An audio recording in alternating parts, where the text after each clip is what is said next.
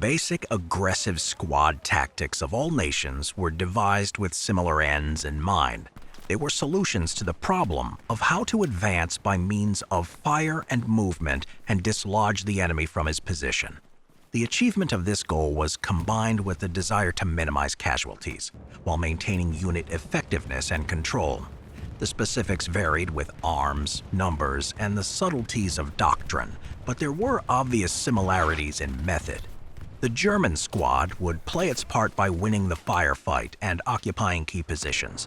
It was enjoined to remain well concealed unless active in the firefight or advancing together into close combat, but never to hesitate on the battlefield so as to become mere targets. The machine gun team and the riflemen were not separate entities, but part and parcel of the squad. Victory was likely to go to the side achieving the most concentrated, rapid fire on the target. Usually, troops were instructed to hold their fire until 600 meters or closer. Even then, only large targets would be engaged. Individuals would not normally be shot at until within 400 meters. When moving on the battlefield, the German squad had two main formations. Advancing in the so-called row or single-file formation, the squad leader took the lead, followed by the machine gunner and his assistants. These were followed by the riflemen, with the assistant squad leader bringing up the rear. The row was highly practical for moving along tracks, presented a small target from the front, and allowed the squad leader to take decisions, directing the squad as needed. In some circumstances, the machine gun could be deployed while the remainder were held back, but generally the men were to take advantage of terrain, keeping behind contours and cover, and rushing across exposed areas when alternatives were lacking. Clustering around the machine gun was to be avoided, but communication within the squad had to be maintained. The assistant squad leader at the end ensured that the squad stays together. From the row, the squad could be easily deployed into the chain formation or skirmish line, with the machine gun deploying on the spot. The forward half of riflemen then deployed to the right of the machine gun, while the rear half deployed to the left. The rifleman could also move only to one side of the machine gun, but this had to be specified by the squad leader. This is the most appropriate formation for engaging the enemy, as it provides a broad frontage and enables all of the troops to fire. The advance to contact was in bounds from one visible objective to another, with a new objective specified as soon as the leaders had reached the first.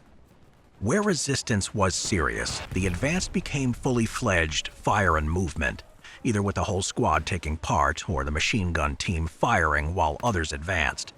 The objective of the firefight was not necessarily to destroy the enemy squad, but to suppress or neutralize it, thus ensuring the success of a close assault by the riflemen. As described in the 1941 manual German Infantry in Action, Minor Tactics, the phases of aggressive squad action are the firefight, the advance, the actual assault, and finally the occupation of the enemy position. When fire has to be opened, the squad commander usually opens fire with the machine gun team only, while the riflemen seek cover and take part in the firefight at the latest when the final assault is to be made.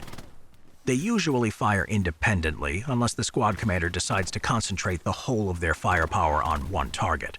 The squad leader takes any opportunity that presents itself to carry out the final assault and doesn't wait for orders to do so. He rushes the whole squad forward to get the riflemen into grenade-throwing distance, leading the way himself. Before and during the assault, the enemy must be suppressed by all weapons at the maximum rate of fire. Whenever the enemy's fire slackens, this should be used to move forward and flanking attacks should be employed if possible.